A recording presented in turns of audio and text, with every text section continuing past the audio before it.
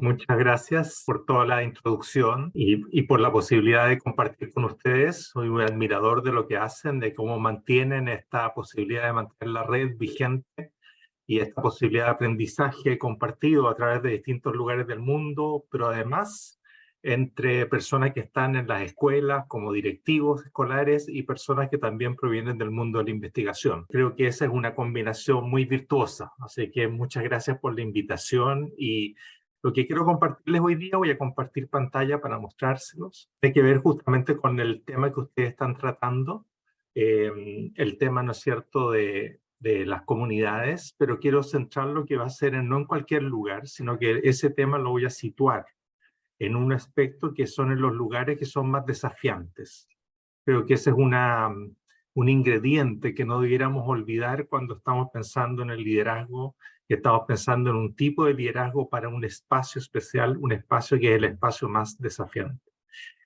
Y lo que me interesa partir diciéndolo, ¿no es cierto?, es que obviamente que sabemos que el liderazgo es un recurso muy poderoso para la transformación educativa. Tenemos permanentemente investigaciones que nos muestran una y otra vez como este poder del liderazgo, el poder transformador que tiene el liderazgo. Pero muchas veces lo tendemos a ubicar en personas individuales y no tendemos a verlo como parte de un trabajo más comunitario, de una comunidad que lidera, una comunidad que por lo tanto hace el cambio. Y la verdad es que si ustedes piensan de cómo puede ser sostenible un cambio, el cambio tiene que ser comunitario. Tiene que ser pensado como una comunidad escolar que está haciendo ese liderazgo y que está de alguna manera viendo, ¿no es cierto?, cómo explotar todo lo que tiene en sus manos. Un elemento que a mí me importa insistir permanentemente es que es muy relevante. Aquí estamos viendo, yo estaba viendo la composición que tenían estas 80 personas que hoy día están participando y provenimos de muy distintos lugares del mundo, de muy distintas experiencias. Vi gente de mi país, de Chile, pero vi también gente de Argentina, pero vi gente de Filipinas, vi gente de muchas partes del mundo. Y creo que es muy importante que de alguna manera seamos conscientes de que tenemos que tener una manera de aproximarnos a nuestra realidad que la respete y que la valore. Y que tenga en cuenta que efectivamente es necesario crear soluciones innovadoras y hacer un liderazgo que esté adaptado a cada realidad local. Y por lo tanto, no hay que copiar recetas. No hay que creer que lo mejor que se hace en X país del mundo tenemos que traerlo igual a nuestros países. Porque nuestros países muchas veces tienen desafíos distintos. Ojo, no estoy diciendo que no haya que saber lo que se está haciendo en todo el mundo. Creo que es muy importante saberlo, estar conectado, estar en redes como esta, que permiten saber lo que hay, pero de ninguna manera copiar. ¿Ya? Porque copiar irrestrictamente el contexto hace que se llegue a malas soluciones. Haga que no se pongan las prioridades donde están las prioridades locales. Y eso es muy importante hacerlo. Y el otro mensaje que les quiero dar también y que voy a intentar ilustrar durante mi breve motivación, antes de que empiece lo importante de esta reunión, que es el trabajo de grupo, es que en los distintos países tenemos experiencias muy ricas, tenemos experiencias muy valiosas, de las cuales tenemos mucho que aprender. Y por lo tanto, debiésemos ser muy atentos a mirar nuestra realidad con ojos de un explorador que sabe que hay tesoros y que tiene que tratar de buscar esos tesoros y de alguna manera relevarlos en su propia realidad. Una mirada apreciativa de lo nuestro. Creo que eso es muy importante también. El itinerario que voy a seguir en estos 20 minutos va a ser básicamente, primero, relatarles brevemente 3 experiencias de América Latina que considero que son muy valiosas y que tenemos mucho que aprender de ellas. Hacer una mínima visión de algunos rasgos o lecciones, podríamos decirles también, o características comunes que tienen estas 3 experiencias. Y finalmente, hacer una reflexión de cierre, que puede ser que sirva para el trabajo grupal que van a hacer después. ¿Cuál es la primera experiencia que les quiero mostrar? Una experiencia que se ha desarrollado en mi país, Chile, y que es una experiencia que tiene lugar en un lugar muy aislado y pobre socioeconómicamente como es la localidad de Curanilahue, en la región de Biobío. ¿Qué es lo que ocurre ahí? Bueno, en los años 90 hay una crisis muy importante social y económica y de oportunidad y expectativas para los jóvenes especialmente, que tiene que ver con una gran crisis de la industria del carbón. Este es un lugar que vivía el carbón y hubo una crisis con la industria del carbón. Y por lo tanto hubo una situación de mucha desesperanza en los distintos lugares de toda esa comunidad de Curanilahue. Y dentro de eso, a mediados de los años 90, hubo un director de un establecimiento, Francisco Ruiz, de un liceo público, Mariano Latorre, que tuvo una idea, tuvo un sueño. Y la idea fue tratar de generar una orquesta infantil en Curanilahue, en el liceo. Y para eso echó manos a la obra, empezó a movilizarse con gran energía, contactó a la Universidad de Concepción, que queda relativamente cerca, que tenía una orquesta, y contactó a su director, que era una persona con gran vocación también social, y juntos decidieron emprender la tarea. Y su expectativa era bastante clara, su sueño era bastante claro. Ellos querían abrir una nueva oportunidad de desarrollo para los jóvenes, hacia su futuro, mostrarles una posibilidad de desarrollo de su persona con la música. Pero adicionalmente querían cambiar su rutina diaria. Querían que la rutina diaria que se daba, que era una rutina, ¿no es cierto?, muy oscura en esos lugares, en ese momento que el agua también cambiara. Y querían también, de paso, por la vía del caballo de Troya también de los propios jóvenes, llegar a las familias. Y que las familias cambiaran su acercamiento a la cultura y a la música. Bueno, empezaron su orquesta, partieron con 40 niños, casi sin instrumentos, y de a poco fueron consolidando la orquesta. La orquesta sobrevive, no sobrevive, sino que vive con muy buena salud hasta hoy. Ha tenido más de 4 promociones de músicos. Muchos de ellos hoy día son músicos profesionales, pero los que no son también amantes de la música, que lo transmiten permanentemente. De hecho, la orquesta la dirige hoy día un ex miembro de la orquesta de Curanilahue, y actualmente tiene 300 miembros, es decir, ya no solo participan miembros del propio Liceo Mariano Latorre, sino también de otros lugares. Un elemento muy interesante que ha habido, porque esto ha sido caso de estudio, ustedes entenderán que estamos hablando, ¿no es cierto?, de ya una cantidad de años muy significativa, más de 25 años, ya vamos, ¿no es cierto?, que vamos hacia los 30, de esta experiencia que ha sido muy estudiada en sus distintos aspectos. ¿Y qué se ha visto? Que participar de estas orquestas ha significado también un avance desde el punto de vista académico de los estudiantes. Es decir, que los estudiantes que participan de la orquesta también han tenido resultados académicos muy superiores a los que no participan de ese tipo de experiencia en general en Chile. Y adicionalmente a eso ha mostrado que también ha desarrollado aprendizajes socioemocionales en los estudiantes, como la resiliencia y así por delante. Por lo tanto, en los distintos estudios que académicos han hecho, han mostrado este elemento. Pero la experiencia de Curanilahue no es solo Curanilahue. Lo importante es que abrió una beta en Chile de desarrollo de orquestas infantiles. Y esa beta la tomó también el gobierno, la tomaron organizaciones privadas, y hoy día en Chile hay más de 500 orquestas infantiles, básicamente ancladas en liceos y escuelas públicas, y en la cual, ¿no es cierto?, participan más de 200 municipalidades. En Chile hay 360 municipalidades, 347 me parece más precisamente.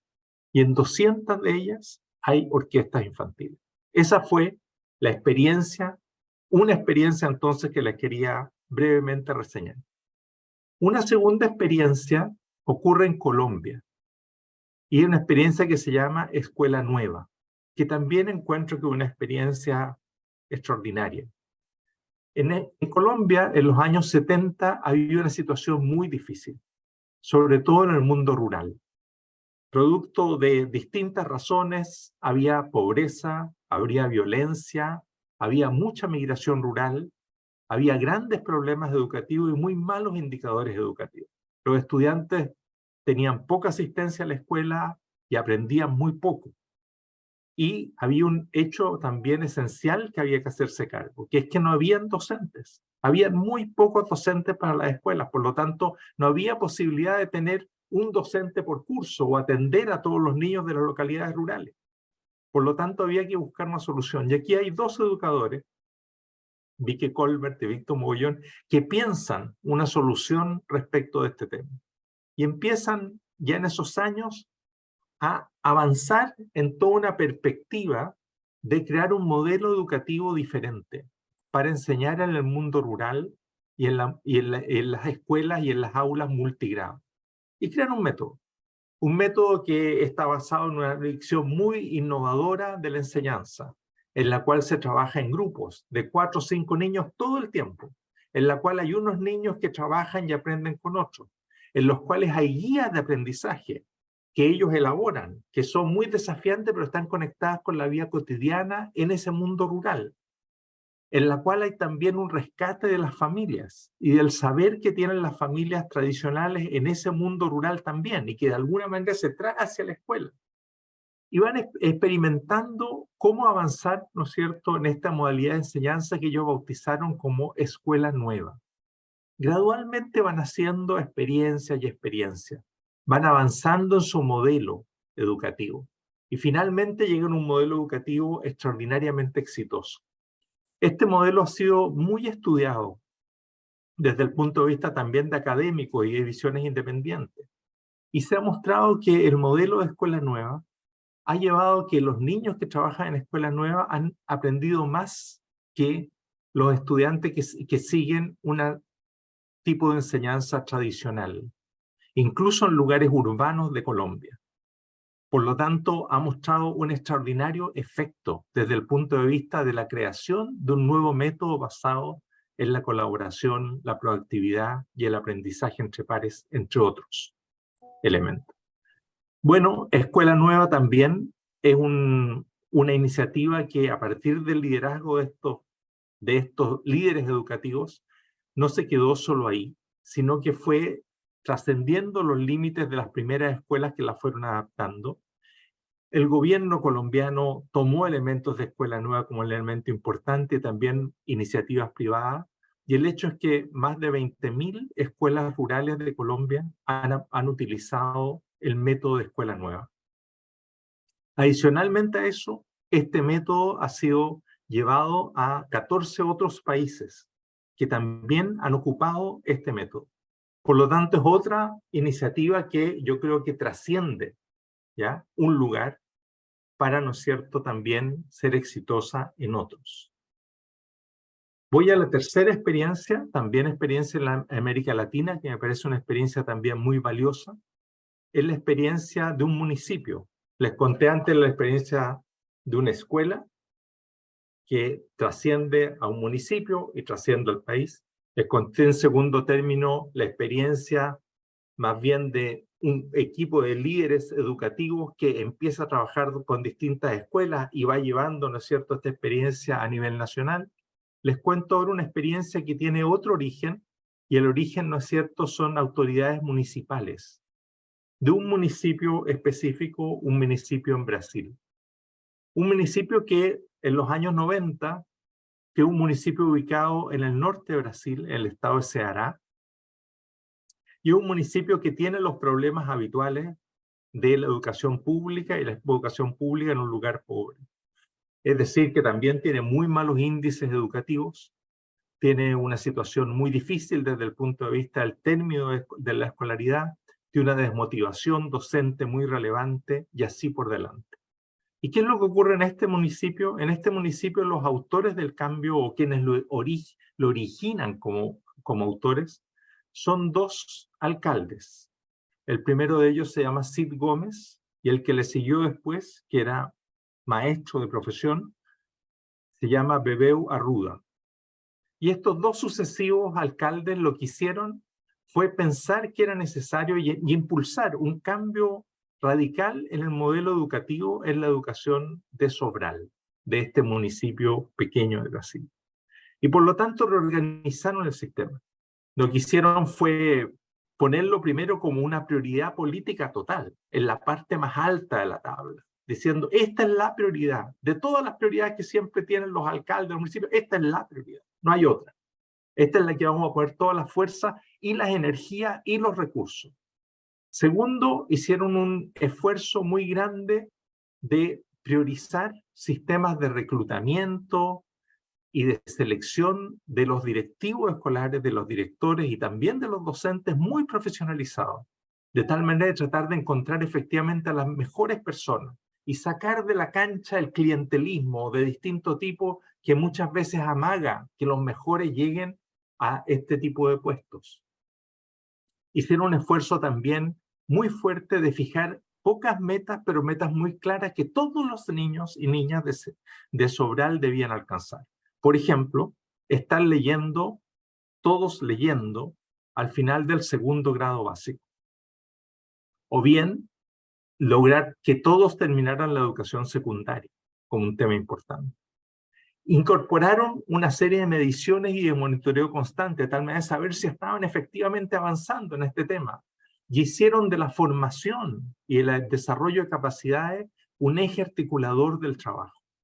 Y este esquema lo fueron desarrollando y mejorando gradualmente durante también décadas. El cuento termina también muy bien, en el sentido de que, como en los casos anteriores, en el caso actual, ¿no es cierto?, Sobral, que cuando empezaron estas experiencias estaban, ¿no es cierto?, en la parte más baja de la tabla de la educación brasileña, hoy en día es el municipio de Brasil que tiene mejores resultados académicos. Y es el que tiene mejor resultado académico entre la cantidad de municipios que tiene en Brasil. Ustedes no se equivocan, lo que leen en la pantalla es así, son 5.570 municipios. ¿Ya? Ese es el número de municipios en Brasil. Y sin embargo, estos están en el primer lugar. ¿Ya? Por lo tanto, es una experiencia también muy relevante. También, por cierto, ha sido caso de estudio, ahí les pongo, ¿no es cierto?, algunas referencias, como en los casos anteriores, de personas que han estudiado esta experiencia, y que han mostrado también, intentado descifrar cuáles son las claves que están detrás para explicar su éxito. Lo interesante, así como en los dos casos anteriores, es que esta experiencia también escala. Primero escala al estado de Ceará, donde está Sobral. Y en el estado de Ceará empiezan también a llevarse a cabo estas innovaciones.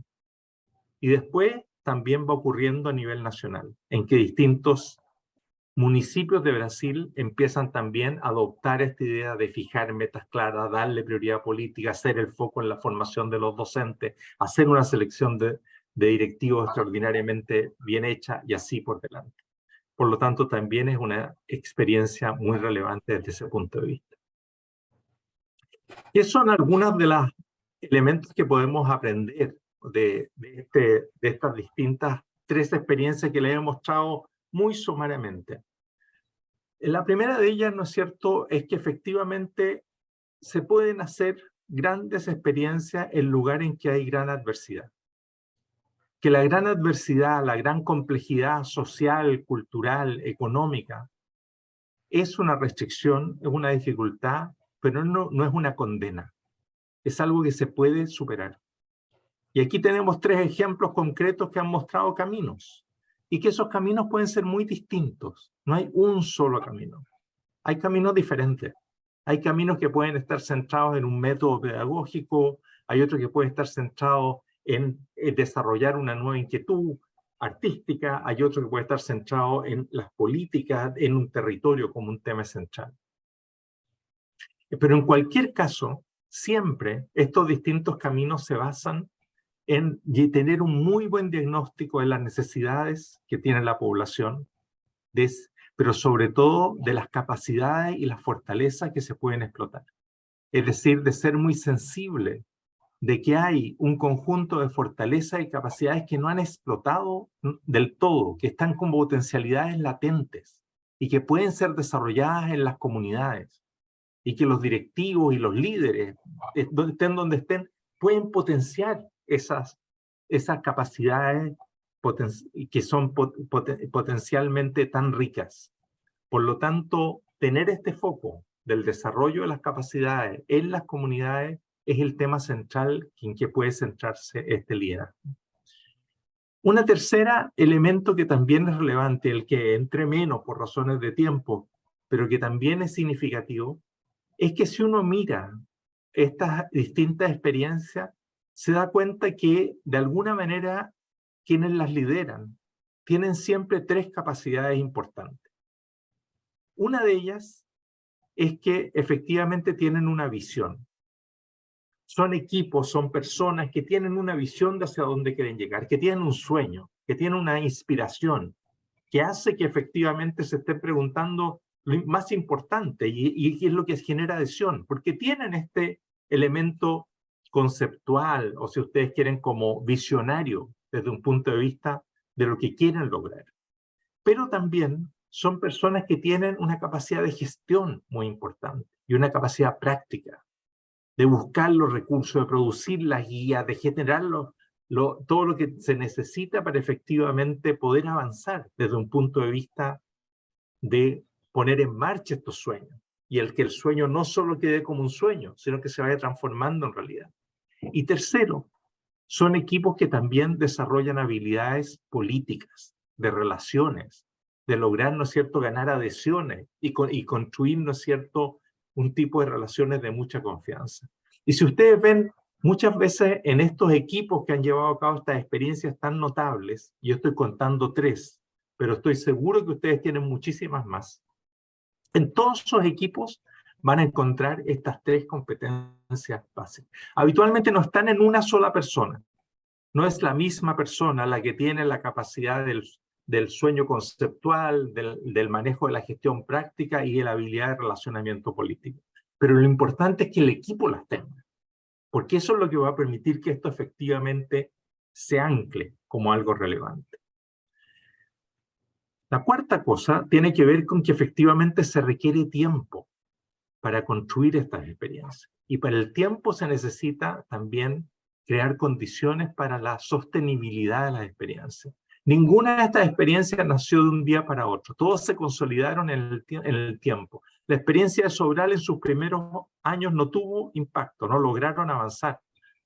Tuvieron que esperar y madurar esas capacidades y refinar los modelos de trabajo para efectivamente llegar a sus resultados. Por lo tanto, esa sostenibilidad es muy relevante tenerla. Y la última es que cuando estas experiencias realmente saltan y logran tener estos resultados durablemente, estas experiencias de liderazgo comunitario, de liderazgo educativo potente, hay que comunicarlas, porque cuando se comunican, muchos otros empiezan a beneficiarse de ellas. Es lo que pasa, ¿no es cierto?, en los 3 casos que les he contado, en los cuales esto no se queda reducido al grupo que llevó la experiencia, sino que logra, ¿no es cierto?, escalar mucho más lejos. Y eso también es una virtud muy importante de esta experiencia. Termino con mi reflexión final, que tiene que ver con un elemento que ustedes han estado trabajando ya en estos 3 años y que es muy relevante y que yo también trabajo en lo que tiene que ver con liderazgo y el liderazgo, o por lo menos hacerse la pregunta de si los modelos de liderazgo que solemos ver como los más exitosos, los más relevantes, son modelos que dan cuenta de este tipo de experiencia. Nosotros tenemos, ¿no es cierto?, que los modelos de liderazgo habituales, estamos hablando del liderazgo instruccional, del liderazgo transformacional, del liderazgo distribuido, y eso de alguna manera, ¿no es cierto?, es el discurso del liderazgo que tenemos entre manos.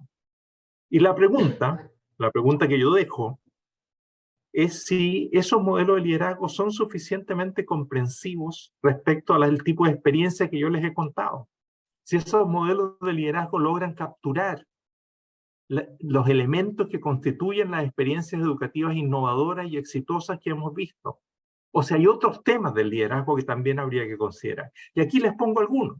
Por ejemplo, ¿no es cierto?, el que ustedes van a trabajar ahora en los grupos, el tema de la cultura y la comunidad como un tema clave, ¿no es cierto? El tema de manejar la complejidad de la escuela, el tema, ¿no es cierto?, diario complejo que existe en cualquier escuela, el tema de centrarse en la desventaja social y en la adversidad y poner foco en una visión de justicia social como algo muy importante. El hecho que los liderazgos pueden surgir desde distintos lugares, como hemos visto aquí, o el tema de la necesidad de establecer alianzas para darle sostenibilidad a esta experiencia de un punto de vista político y técnico. Creo que un elemento interesante de esta red podría ser justamente avanzar en este tipo de casos. Yo le he mencionado 3 para inspirarlo, pero son 3. Estoy seguro que hay muchísimos más y que ustedes conocen o lideran muchos más. Y el tema es que solo estos 3 se conocen porque han sido estudiados, porque han permanecido, pero también porque han sido estudiados. Un elemento interesante que podría hacer esta red es justamente buscar que también se han estudiado nuevos casos, como los que ustedes lideran o los que ustedes quizás conocen en sus países, de tal manera de también irlos convirtiendo en casos que puedan ser difundidos y de alguna manera, ¿no es cierto?, conocidos en la realidad de los distintos países. Insisto, no para copiarlos tal cual, no para adaptarlos como una nueva copia, partí diciéndoles que no era buena la copia, sino más bien para justamente utilizarlos para eventualmente, ¿no es cierto?, crear las propias soluciones. Eso es lo que quería compartirles esta mañana. Muchas gracias por la oportunidad de hacerlo.